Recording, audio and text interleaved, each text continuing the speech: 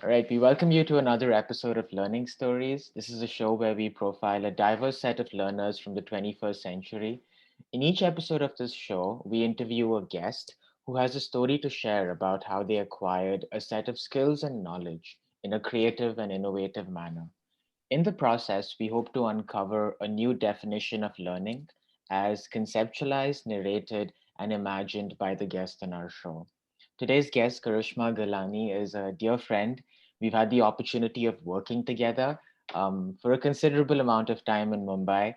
Just to give you a little background about her work before we jump into this amazing conversation that I've been looking forward to for a really long time. So, Karishma Galani has spent the last decade in the education technology space with a master's in education from Harvard University, research at MIT's Media Lab, and time spent teaching coding and entrepreneurship at an international school. Her passion for education grows each day. Having founded two startups using artificial intelligence to enhance a child's learning, Karishma has traveled the world for her work, from Boston, San Francisco, Singapore, and Bombay. She now lives and works in London, UK, as COO of an edtech startup called edukai.io. Here she works to leverage AI to personalize the math tutoring experience for children. Before this, she also founded another startup called Paintbox, and hopefully she'll tell us more about that. And she also spent some time at Northeastern getting a Bachelor of Science degree in business administration. So there's a lot to unpack there, Karishma. You've had such an interesting life. And what I'd like to start off with, Karishma, is before all of this actually got started, what was Karishma like as a student growing up? What were some of the subjects you were most interested in? I know you went to a wonderful school where you had some amazing opportunities to learn and observe learning as well. And one thing about working in education too is most of us are also observers for such a long time. We are in the classroom watching our teachers growing up. So you have a lot of data to work with going into the education space. So, what was your experience growing up like, and what was Karishma like as a student? Yeah, thanks so much, Abhishek, for having me. And I'm super excited to chat with you. Growing up, I loved learning. I was a good student, and I was very dedicated and hardworking, and I was always the student that asked the questions.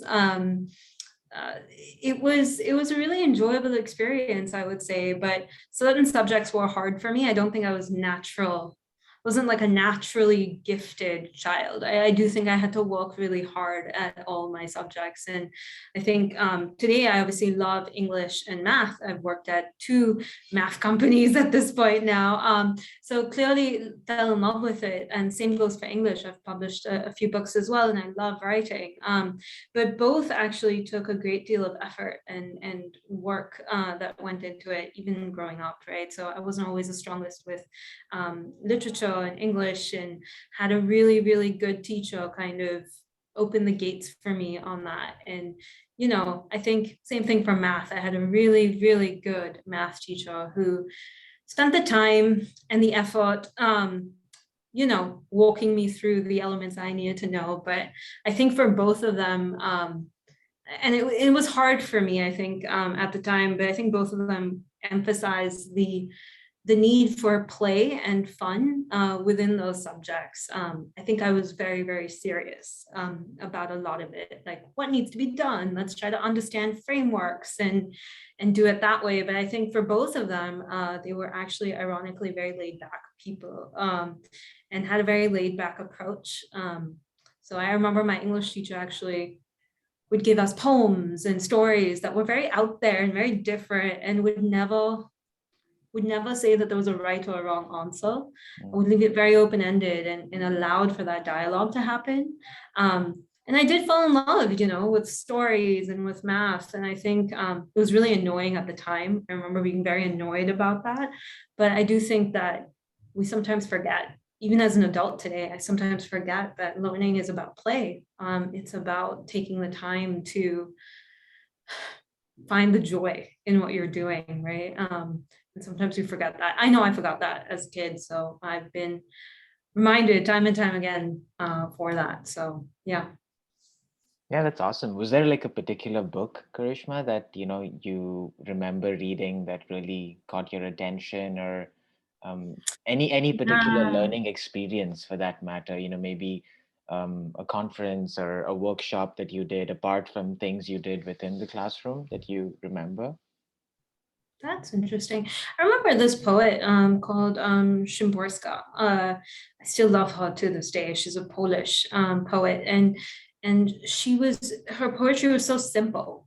It was something that that wasn't complex in terms of grammar or actual vocabulary. Right? It was always very understandable, very achievable.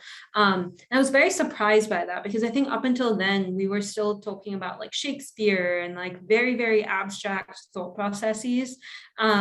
Of Mice of Men was another book. Again, kind of, I mean, easy read, but it was kind of like out there in terms of concepts. And I think with Szymborska, it was very relatable.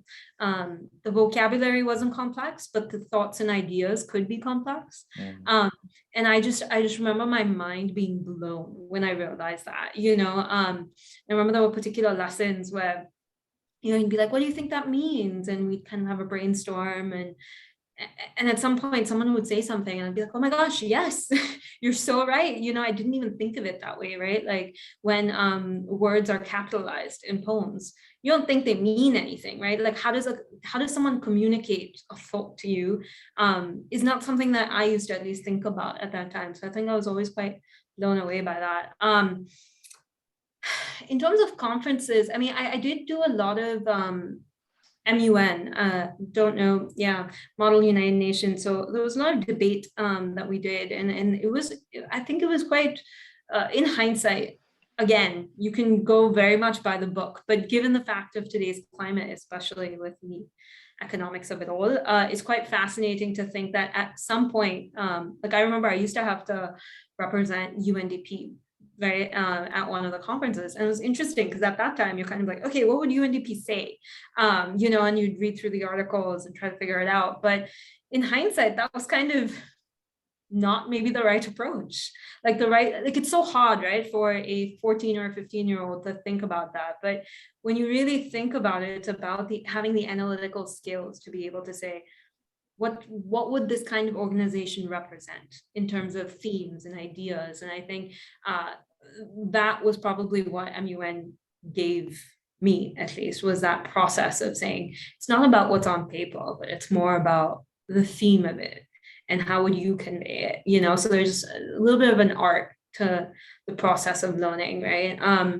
And today obviously it's very different. Today I carry that with me everywhere because a yes or a no, even in a business deal today, for example, isn't something that you hold dearly, right? Understanding why is always so important. And I think that is what learning, paying attention to that concept and not just kind of did you do well in English and math and physics? It's not about the content, but more Mhm. about the concepts and the themes, right? Yeah, So, yeah. I mean, that's so insightful, Karishma, because you touched on so many topics that, teachers and educators and, people working in the education space really think about today, like learning through play or making learning relatable. And, with the advent of the internet and, everyone getting access to so much information, I think these are themes we're all trying to implement in our classrooms on a day-to-day basis. And the fact that you were able to observe that and also think about that at such a young age, says something about what students are, um, how students feel about the kind of learning experience they engage with even today. Because um, teachers aren't the gatekeepers of information anymore, right? I think Yeah. students Yeah. often have access to all the information they need at a click of a button. So how do schools and institutions and change to adapt to those learning needs? I think that is a really crucial question for us to answer, especially with artificial intelligence and changing careers. I think both of us have worked in that space for a considerable amount of time, and we know that the jobs in the future are going to be so different. So I know you decided to, study business administration at university. But Karishma, that decision of choosing a major at university, it's such a challenging question for a young person, and very often there's a lot of pressure to make the right decision when you are 17 or 18. So what was that experience like for you, and how is learning at university different from your experience learning at school? Hmm. Yeah, I don't think I gave it that much thought. I came from a business family, and so for me, it was kind of an easy decision to do business. I think the challenge actually became, in hindsight, I'm not sure university right out of school was what I wanted to do. At the time, it seemed like a no-brainer, right? Like you go finish school and then you go to university. But I think I was so determined to work, to do something and to make impact, and I felt like that's what I was looking at, and so business just felt like the right thing at that time for myself, right? And so I actually went into this program that allowed you to do that, right? And so they have a co-op program that allowed me to go and work at a bank, as part of my university training and go through that process of what it would be like. Got very lucky in those experiences because I ended up meeting people who were very encouraging, right? So I think I ended up in corporate finance. I must have been like 19. And just ended up, and it's quite a boring job when you think about corporate finance. I mean, I was studying corporate finance in the classroom, and then I went in and did it in the real world. But it was one of those things where it's kind of boring, when you really think about it, because you're just going through documents, right? It's like accounting, but on steroids a little bit. Um, and I ended up meeting like a few really interesting people, who became mentors very quickly and wanted me to learn about the process, and Mm.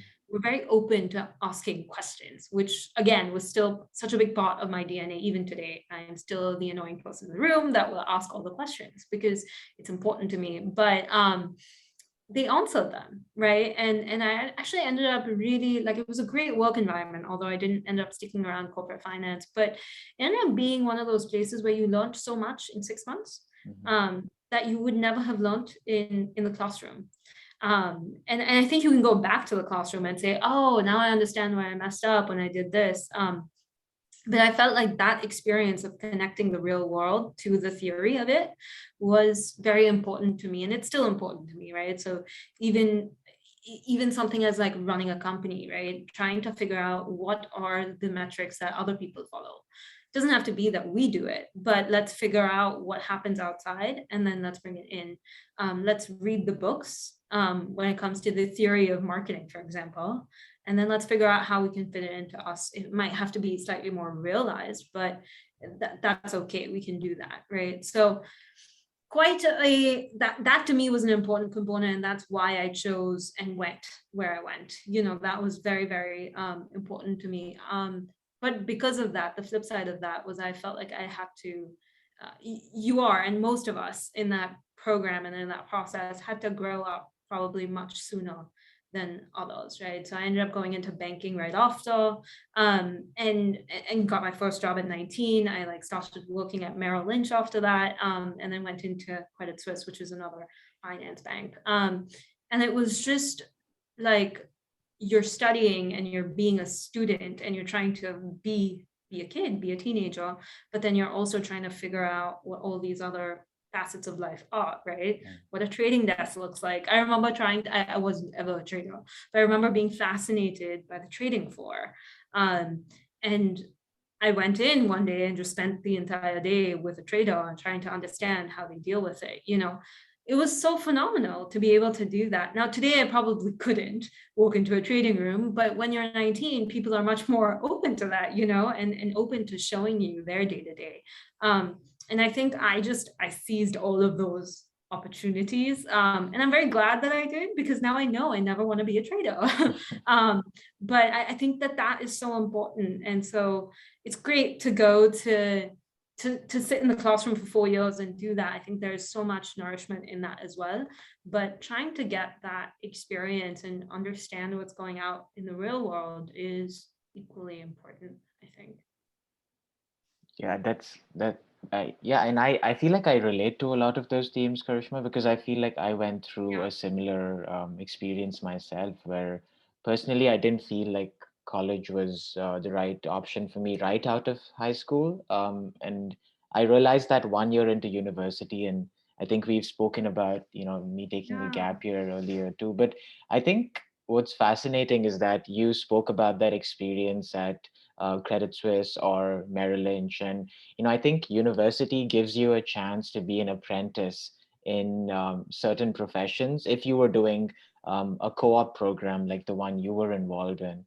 And I think that is very different from the school experience in that sense, where not only are you studying something more specialized, you're also given the opportunity to speak to um, or understand what real world experts in that particular discipline do. And I Yeah. think that is significantly different, because slowly you are able to make more connections between what you are learning in the classroom and what Yeah. how that knowledge is applied in the real world, because suddenly how language and math become a more specialized discipline, in terms of it becoming finance or business or literature. And you suddenly start thinking, how is this knowledge going to be useful in the real world? And I think different fields go about answering that question in different ways, but it's surely something students think about at that time. And something I've been pondering about, Karishma, which I also wanted to understand your thinking on this, is the opportunity of reskilling Mhm. for professionals mid-career. Like, do, do you think we're still going to be in a world where people choose something at university and then they have to be in that profession for the rest of their lives? Or do you feel like, edtech platforms will give professionals opportunities to not only reskill, but possibly also move or jump into a completely different profession in their mid 20s or mid 30s, depending on opportunities available? So, what are your thoughts on that? I think it's here to stay. Not gonna lie. I mean, I know I've hired a team in the two previous startups I founded, and both of them we did not. I mean, obviously, the university you go to is something that obviously we looked at, but I think the first ever intern we had was hired on the basis of a few nano degrees he'd gotten off of online courses for coding. So I think that actually is here to stay, is what I've noticed. And quite frankly, even today, I would look at that a little bit more, right? Especially in these skills of machine learning. And I don't know if you've heard of some of the newer technologies like GPT-3 or NLP. Like these are so new, right? They're so brand new that it's almost not possible yet for people to have actual degrees around them, right? It is all about people trying to go out and figure it out. That is the best way to do it. And so I actually think that the more time that will go by, the more we will see that stuff coming out. And it may not even be online courses or reskilling, it may just be self-taught, right? Mm, A lot of coders are coming in, and this is again more on the technical side, not to say that it doesn't exist in other fields as well. But like just for example with crypto, right? Everyone's still trying to figure it out. Yeah, there are courses, yes, there are avenues, but it's so brand new that we're all kind of in it. Even if you were to get a degree in it, it doesn't say too much. Right? It's a credential, obviously, that you can hold on to, but I don't think that at least as an employer at this point, I actually, and in previous being an employer previously as well, I've actually started giving that slightly less weightage myself. So I think it's here to stay.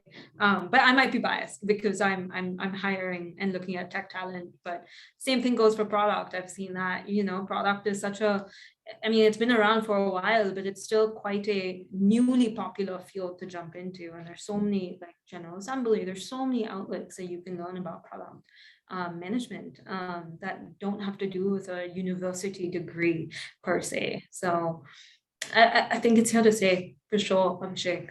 yep. And by the way, so is apprenticeships. I know we published a book about this like years ago, but I do think it's making a comeback. One of the UK, I think it's UK or European, Multiverse. It's a tech company that is looking at apprenticeships, and like it's just become a unicorn. And so, I mean, that's not to say anything, but it shows that there's popularity in a space that maybe is an alternative pathway to success, right? And education, right? Hopefully.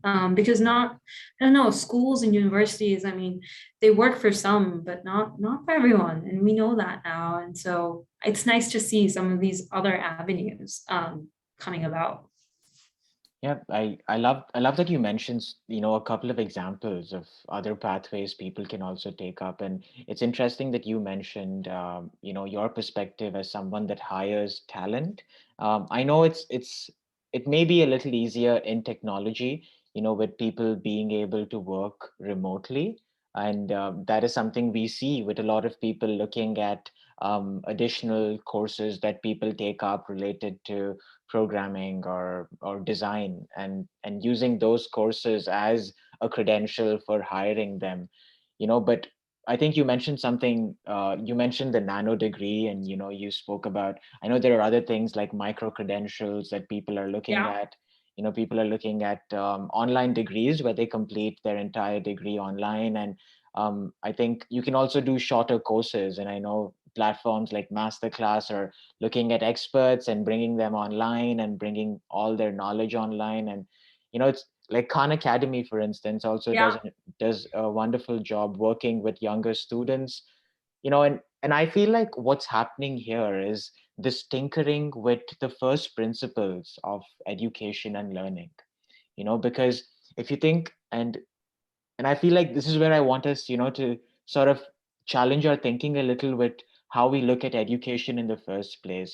For a long time, we've generally looked at schools as institutions where students would study from kindergarten to grade 12, and then Yeah. you'd move into university for 4 years and then do a master's degree and then possibly a PhD, right? And I feel like, ed tech is pushing these institutions to tinker with their basic structure.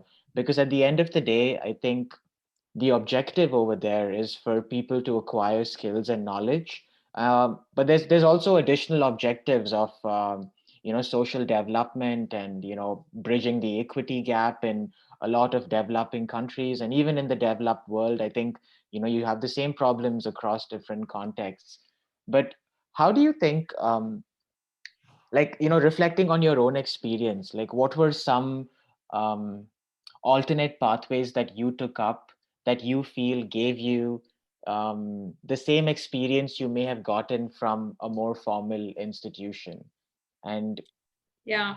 That's a great question. I mean, yeah, just to touch upon your previous point, by the way, which I thought was quite fascinating, because yeah, you have micro credentials, you have the nano degrees, you have badges that even, for example, at Educa, we ask kids to take about a 30-minute long behavioral and academic assessment. And it's mainly meant for, anywhere from 8 years old up to 12 years old, right? Like that's the age range we're looking at. And they take this assessment that isn't trying to get to the fact of how well do you know math, but it's like, how do you approach your learning? Like, are you confident? Are you a quick learner? Can you recognize patterns or not? Where do you sit when it comes to resilience and grit? And do you rush through your work? Like that's the stuff that we're trying to monitor now. And at the end of it, they get a profile, right? A learning profile. And in that, you're either it will be 1 out of 10 different learning profiles that we've kind of come up with, but within it we've actually implemented badges, and that's a system to say not that you have to improve on X, Y, and Z, but that if you are a lateral thinker, that's a pro. Let's give you a badge for that, and then let's talk about how you need to work a little bit harder on the pattern recognition, and here are some tips to do that, right? Very different approach than what you and I, are definitely what I was used to growing up, right? It was either you got an A, B, C, or D, and here are all the things that were wrong on the test, right? There was no assessment of whether or not you could get better, right? I had teachers who did that eventually, but when it came to the system, that's just not how the system worked, right? So today I want to bring up the fact that entrepreneurship has become massive. And I know you and I were both there when we were working with high school students trying to talk about social entrepreneurship and entrepreneurship. But I would say 2013, even that was slightly early. Today, when you look at an alternate pathway, if you will, you are seeing companies like YC, or even the one that I partook in, which is called Entrepreneur First, that provides kind of that framework to build a company of your own. Now, none of this, just because you end up building a company doesn't mean it has to go well or not, right? Building a company teaches you a whole bunch of skills. Even when you don't actually go ahead and do it, you're learning a lot through that process. And I think if you look at YC, for example, they've come up with something called Startup School. Anybody in the world can sign up to this. It's free content and they walk you through how to do it. I know multiple high school students who are just so obsessed with it that will go and watch the videos and do all of the stuff, right? Because they give you like marketing tips and here's how you can grow your direct to consumer brand. And kids will try it. They'll play around with it. It doesn't mean that they will start a company at the end of it, but they've acquired such important skills that today, like, I see multiple teams struggling with, right? Like the influencer economy and all of that. Like people are struggling with that. Crypto, like 18-year-olds are better at doing that because they have access to the content to be able to do so. So I think a lot of times the question comes up as to, okay, is it even that necessary to go to university immediately if I already have that knowledge and if I can already apply it in specific places?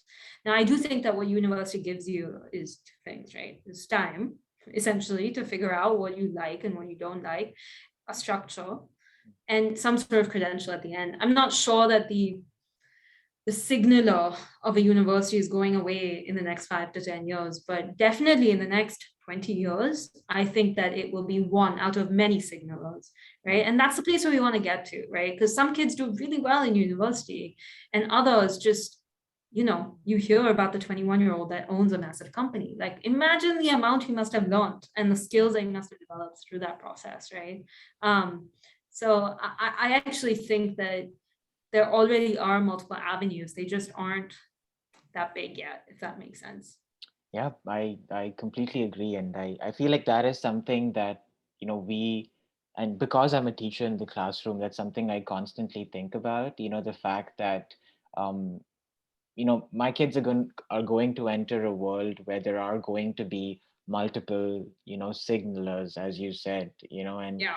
I want them to start thinking in that direction too, is that, they have so many different career options available for them, but also so many different pathways to move towards those career options. And, you know, But it's very, so hard, Abhishek. Like to be able to, I think the biggest barrier in a child's brain, I mean, it's not even about the pathways that are there or not, but it's just this weird barrier of if I'm not good at school, then I'm not good at life. And I mm, think that's the emphasis that gets thrown out, right? I see kids coming into, we also tutor, right? So we're a math platform, but we also physically have an agency and tutor kids. So kids come in all the time, and just because you aren't great at math doesn't mean you're not great at other things, right? You might need a little bit of help in specific areas, but there are other places that, and I think that's what we try to do. And I'm so glad that I can work with kids again, right? Because I think that's a component that I really missed from our time together. But it, it's one of those things where it's less about the content, but more about the trait mm, of confidence, for example, right? Building a child's confidence at that age between 10 to 15, I would say is much more important than building their skills in math or reading or anything else. Level of confidence in yourself and knowing that you'll be able to figure it out, being having to improve in one area does not make you unsuccessful, right? Um, yep. so yeah, And I I think think it's a we, big. no, but I completely agree, Krishman. And I feel like technology can really help us, address some of these challenges, because even in my class, very often, there will be like in grade five, I teach grade five, and sometimes children will get so bogged down by writing the Yeah, perfect narrative essay or the perfect descriptive essay. And then I think, I think what you do really well, Karishma, is the systems thinking approach, where you are able to look at things from a macro perspective. And what I tried doing, at least towards the end of the year with some of my kids, and this is just to be reflective about, my experience in the classroom as well, is I started talking about what the language arts curriculum here in North America can basically be broken down into. So most of the language arts curriculum is basically four areas of skills, which is reading, writing, oral communication, and media literacy.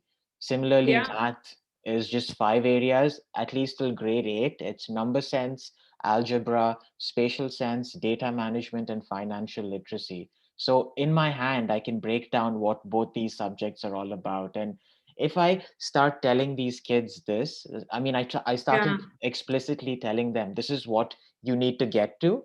Now, there are different pathways to actually get there. Now, reading. Tell me what do you think is the best way to develop your reading skills? And there was this kid that was amazingly interested in dinosaurs.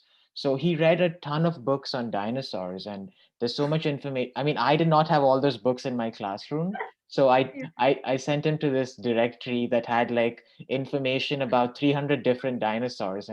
And for some reason he thought I created that resource, which I just linked him to. And in that way, I think technology and the teacher in the classroom worked, Yeah. sort of hand in hand to support that student. And I feel like, I was reading up on Paintbox as well. I feel like in with that particular startup, when you were working there, you were working more on the teacher side because you were helping teachers design tests using, a couple of basic inputs that they would, put into the system. Because I got a chance to also Yeah. look at that Yeah. product, which I think is amazing because you're helping teachers do better in the classroom. And with Educa, you're also helping students. So I feel like you have this lens of both these startups. But Karishma, I know after your banking experience, you spent some time in an international school, and that's the school I think you were also part of growing up. And I want to backtrack a little bit and think about how that phase in your life was sort of an incubation ground for some of these ideas, you've come up with today related to education. Like, what did you see in education in India, which I think is where you worked at that point of time, that inspired you to want to solve these problems? Hmm. That is a great question. No, you're absolutely right. I spent 3 years there, right? That's where you and I met, and it was everything. And I remember when I entered, and even till today, I tell people this all the time, right? Like, even till today, nothing in education surprises me anymore, or in ed tech surprises me anymore. I think education is a little bit of a push, but let's be specific. Ed tech surprises me anymore because of my 3 years there, right? We spent so long delving into various problems, right? We went from mobile learning to coding to social entrepreneurship to figuring out how to like make a 3D printer work, all in 2013, right? Which was kind of like a lifetime ago, but also like very, very early in this technological journey of edtech. I mean, we were in edtech before it was called edtech. And I think that's important. But I wasn't really thinking at the time, at that time I'd left banking and I had spent so long wanting to be there. And so when I was kind of done with it, it was a little bit of a shock. And so working at the school was just meant to be like a very temporary thing until I totally fell in love with it. I mean, obviously a great team.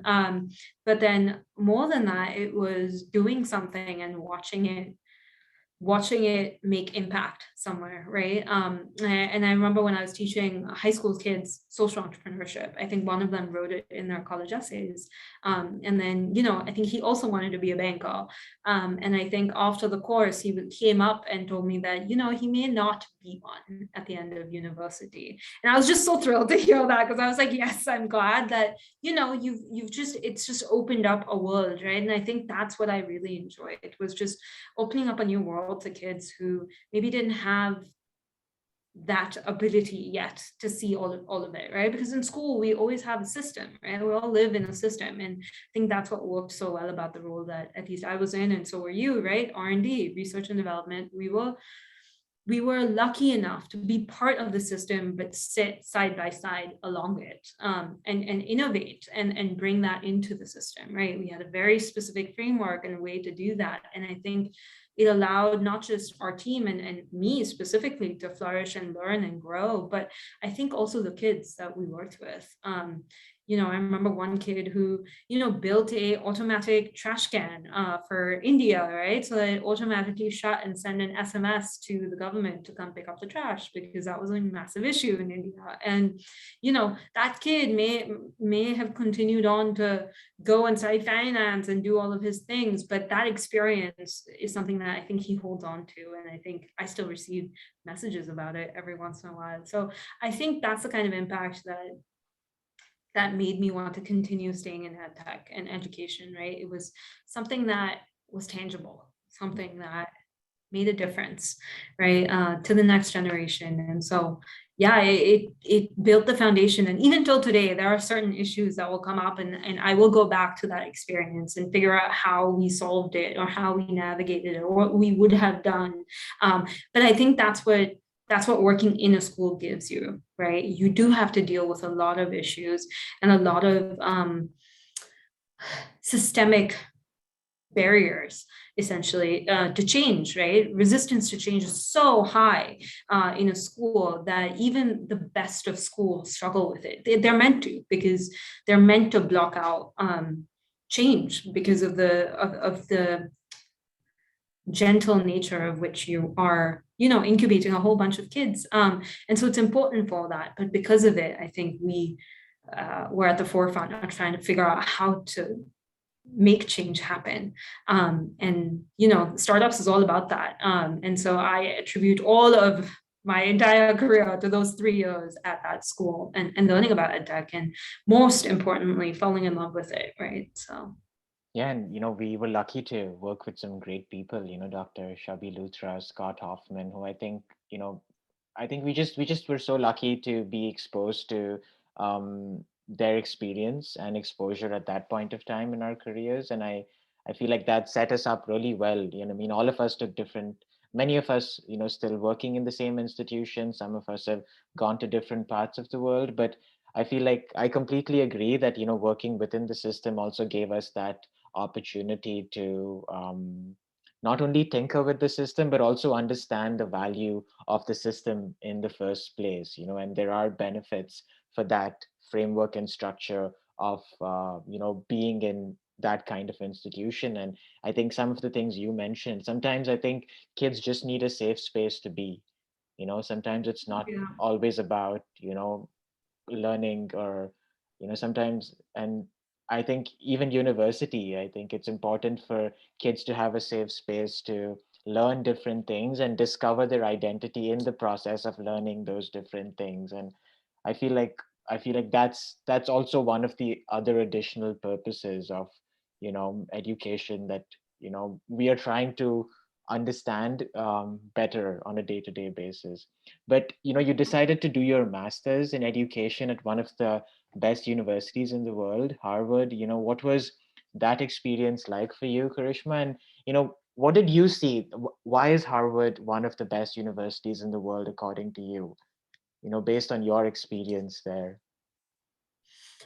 um I think, and maybe this is controversial, but like I do think that the university is only as good as what you take out of it or what you put in it, I guess is a better way of putting it. But any university you go to, any access to knowledge uh, is a positive one, right? I saw it as, and I struggled with the decision of whether I should, you know, take that or continue working, and it was a tough time and a tough decision to make. But at, at the time, I mean, I think I viewed it as an investment in myself, and in my future, and I think that's, and time for myself, quite frankly, and doing things that I loved and figuring out what I wanted to do, and spending time in the classroom to reflect on all of the actions that we had done in school, to figure out what was the theory behind it. Because remember, I had never studied education. My background was in finance. So part of it was also to get that credential, like you say, right? And so I loved it, but I think the most thing that I loved about it was the connection to time and the connection to the people in education, right? So I took a class with Howard Gardner, and that was something that was really, really something that I had spent many, many years trying to, read his books and follow up on his research. And the fact that I was able to do that was something I never took for granted, right? And I think it required me to spend time in the real world trying to implement some of those things to then go back to the drawing board and into his classroom and try to figure out what that meant, right? And I think that's what it was for me. The other thing was MIT's Media Lab, right? So being able to spend time at Lifelong Kindergarten, which is a research group at the Media Lab, was something that I had spent many, many years like looking into, and we'd visited them for a conference because of our work. And so it was phenomenal for me to go back and be able to work there and participate in that, right? And so I think those were my big takeaways from it.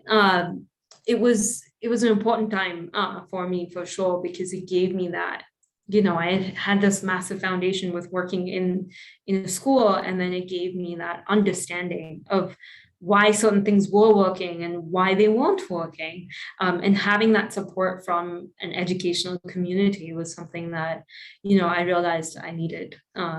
So yeah, I really enjoyed it, but it wasn't easy, right? So I was working at like three different research labs trying to implement like three different strategies. And a lot of that research, I think, like you rightly pointed out, even at the school, you are kind of standing on the shoulders of giants, right, in many ways, and just trying to learn about. Like I remember one of my professors, Chris Didi, he spent like 50 years in the research for VR in education.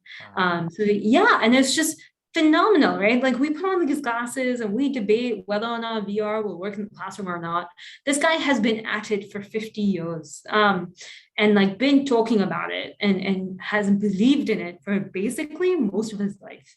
And I think that to me is quite phenomenal, to have that sort of grit and persistence in such a niche subject and area, was something that I really greatly appreciated. So even Sesame Street, right? Sesame Street does a massive collaboration with the education school at Harvard, which is something I never knew. And it makes total sense that Sesame Street would do so well in the US because, and over the world, but because they are based in education and in real world, right? So I think that was really phenomenal to see how that works.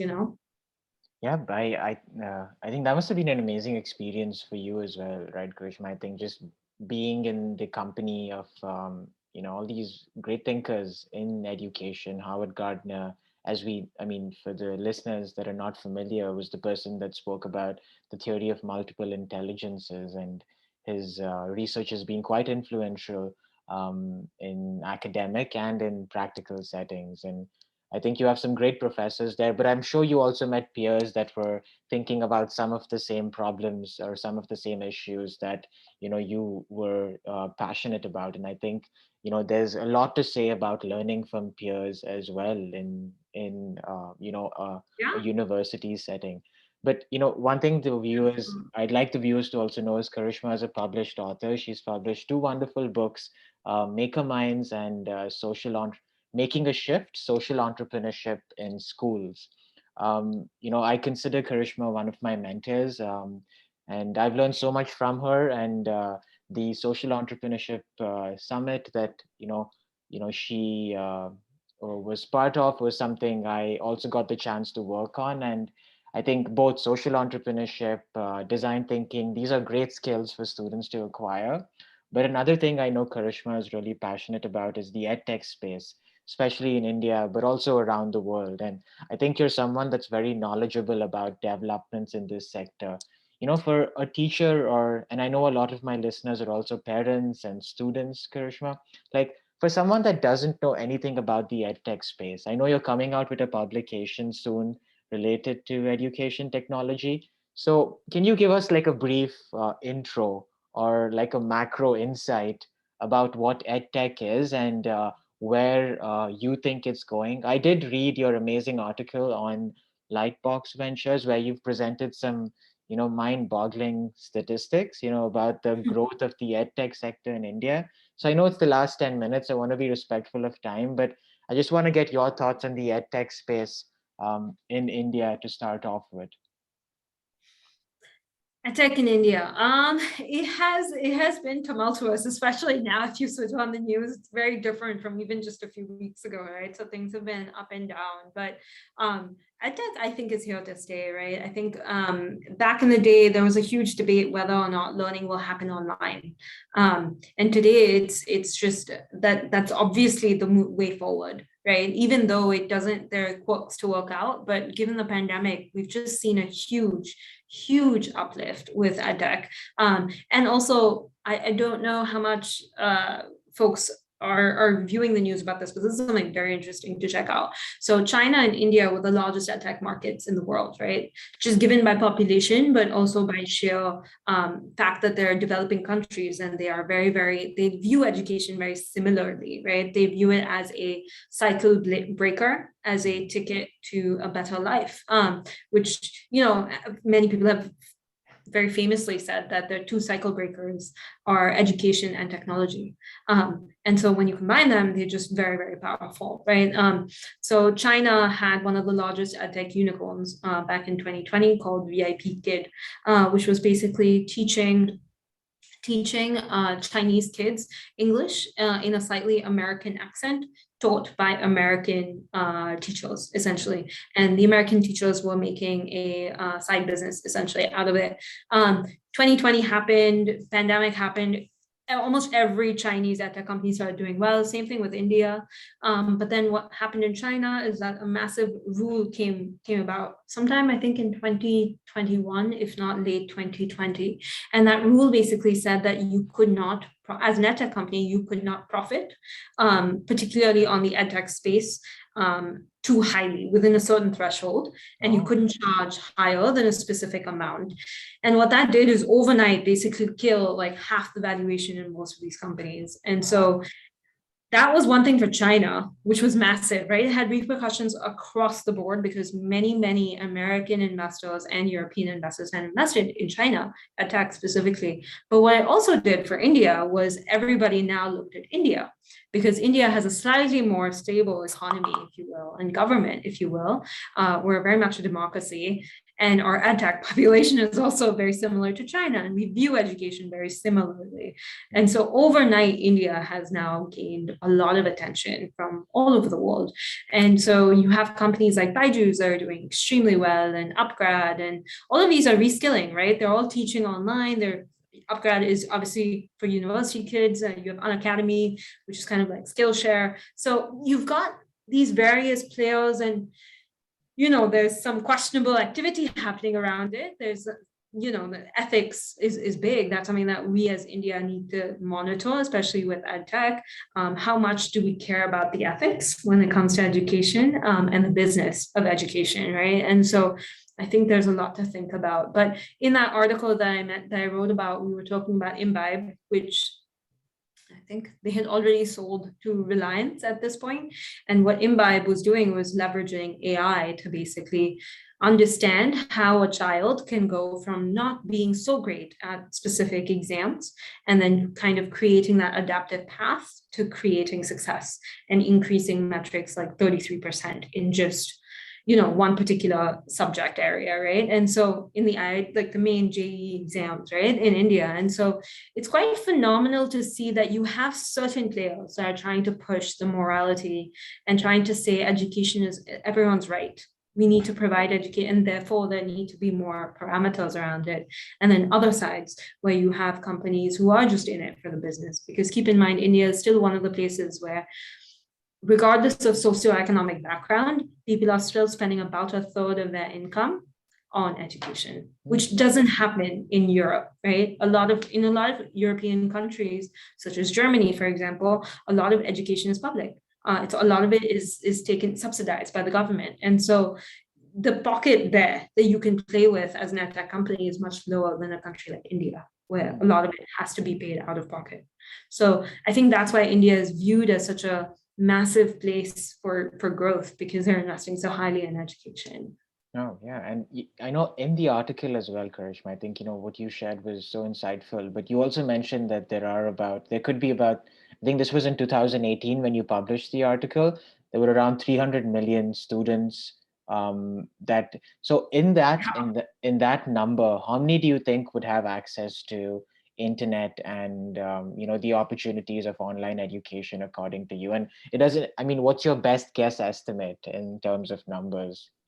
I would say that I read a few studies, like obviously internet infrastructure needs a little bit of work, but in India, you're looking at the 1 billion population that requires like access to internet is much, but the smart mobile penetration has changed the game a little bit, right? So if I take Imbib's example, they actually put all of that, Reliance obviously bought them out, but all of that content is on phone.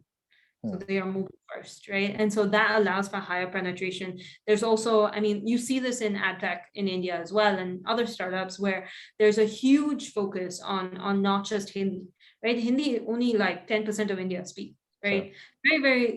There are other languages. And so can you imagine what that means for education? Like most of our education is consumed only in English or in Hindi, right? But there Hmm. are multiple others, hundreds of languages in India. And so the need to translate is super high in ed tech, which is something that a few ed techs are looking at to change, right? But yeah, I don't have a number for you, Abhishek, but I do know that even though kids are, and this comes out from either the same article or the same genre, but you are looking at kids who aren't necessarily, who even though they complete the degree in engineering, for example, they are, I think like 85% of them are not uh, job ready yet.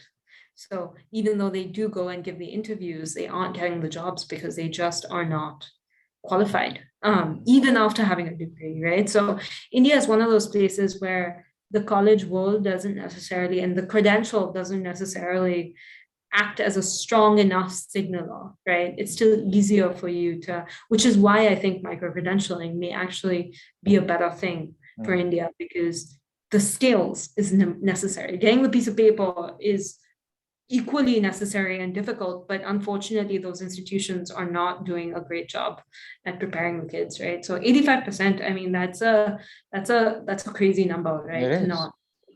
So yeah. Yeah. India India is it's it's it will come out as a strong player in that tech.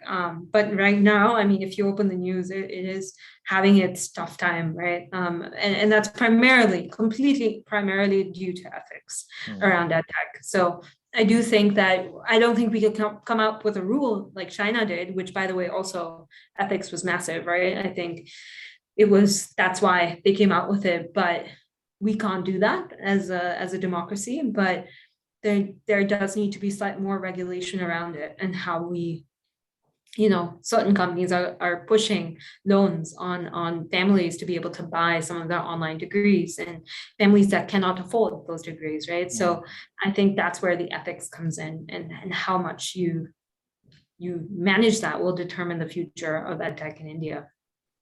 Yeah, and so much food for thought there, Krishma. And I hope, you provide us that thought leadership in terms of, just writing about some of these issues. And, even as a teacher that's really passionate about education, I was not aware about, some of these issues that you mentioned. So I'm really looking forward to that publication whenever it does come out. And for the listeners, I will be linking the websites and Karishma's online profiles on LinkedIn. So do reach out to her if you are a teacher, an investor, a parent to understand how you can use EduCai, which is an amazing tool in case you're interested in math tutoring. And Karishma can give you more information about that. And, do follow her and understand. I mean, I think there's so much to unpack. It's hard to do it in a 1 hour long conversation, Karishma, but I Yeah. wanted to thank you so much. Just to end the conversation, Karishma, I know, and to change things a little bit, I know running is something you're really passionate about. What are some of the other things Karishma likes doing in her free time, just to give the listeners, a glimpse of your world beyond education. I mean, no, I do spend a lot of time on education and ed Yeah. tech. I would say that's about 80% of my life. But yeah, I do love running, and I continue to do that in the parks in London. I've recently gotten into rock climbing. Wow.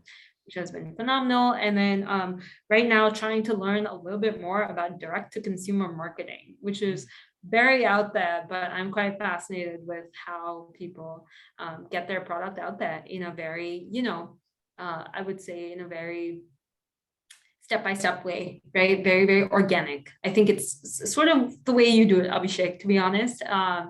Like start slow and grow your audience and do the things that you love. And I've seen you do this for so long. So yeah, that's what I'm trying to learn about right now. That's amazing. And one of the reasons I remember when we used to work together, you told me about the benefits of running, and I just picked it up recently, Karishma. Like I Oh, try to you do it. did! Oh, I love uh, it. I'm trying to run a little more, and I think running is a great metaphor for life as well, right? In terms of how it teaches you how to manage your energy, but also set smaller goals to reach like larger goals. And yeah, thank you for that, Karishma. And, thank you for your time today. I know it's a busy schedule for you, but I think this would be a really important conversation to not only understand, I mean, for listeners to understand how you designed and went about, different decisions in your career and sort of a visual archive of your thinking at this point of time, but also for people that want to understand how your thinking evolved to get to where it is today. So I hope it was a step in the right direction for you, Yeah, Karishma. no, it was so lovely to chat, Abhishek, and I've been watching your channel for a while, so I feel very privileged to be part of it. So thank you so much for inviting me. Perfect. And for the listeners, stay tuned for more such episodes of Learning Stories. And we have some exciting interviews lined up. And please do follow Karishma on the social media handles that I will link in the show notes. And until then, keep learning.